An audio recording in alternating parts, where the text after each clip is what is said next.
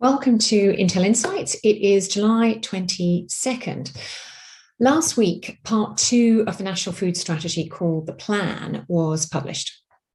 There's been a fair amount of coverage in the media, and the lead on this publication is a chap called Henry Dimbleby, who is the government's food czar.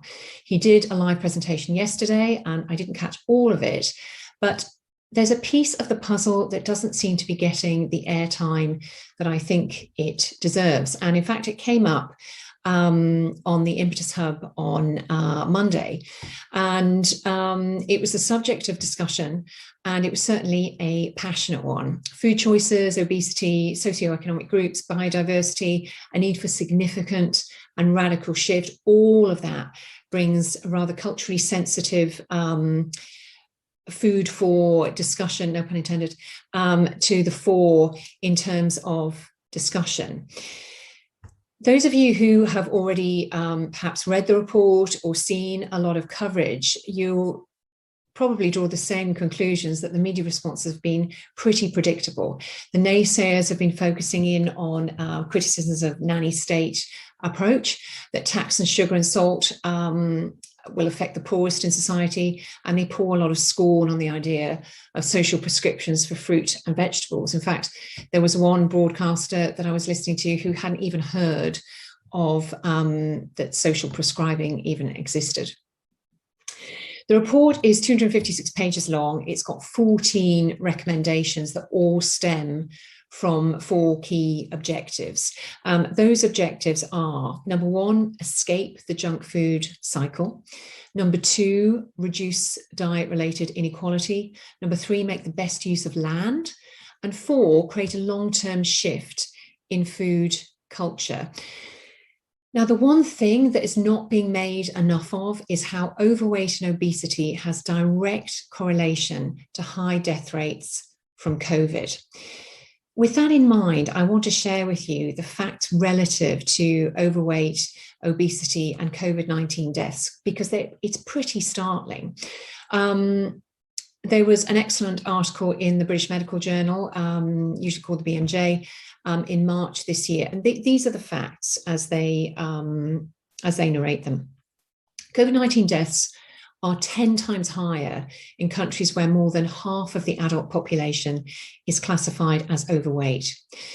Of the 2.5 million COVID deaths reported by the end of February this year, 2.2 million, almost all of them, were in countries where over half the population is classified as overweight. Now, if you take data from all, not all, but data was taken rather from 160 countries, and the report found that there were direct correlations between a country's COVID-19 mortality and the proportion of adults overweight. Further to that, there is no single example of a country with less than 40% of the country overweight that has high death rates. Now, I'm going to give you a couple of examples from either end of the spectrum. Vietnam has the lowest death rate from COVID-19 in the world, and it has the second lowest levels of overweight and obesity in the population, and that stands at 18%. The UK has the third highest death rate globally and the fourth highest prevalence of overweight and obesity at almost 64%. The US has the next highest death rate with almost 68% of the population overweight or obese. And figures out this week showed that 78% of the people hospitalized in the US with COVID were either overweight or obese. Now, I will post the link to this in the post. And what strikes me, and indeed it was raised amongst the group when we discussed it on Monday, is that none of this appears to be being given proportionate attention in context with the relevance of the National Food Strategy, but it should be. Why should it be? Because it is widely viewed that COVID will not be the last pandemic. Because we need to take a more proactive, preventive, and protective approach. And that report effectively lays it out in terms of how we can do that. Because we're expecting another winter wave, because the NHS is already overwhelmed, because overweight populations are more susceptible to respiratory diseases generally, and because overweight population is the next pandemic waiting to happen. Now, there's much, much more in the report than taxing sugar and salt and social prescriptions for fruit and vegetables. Please take a look.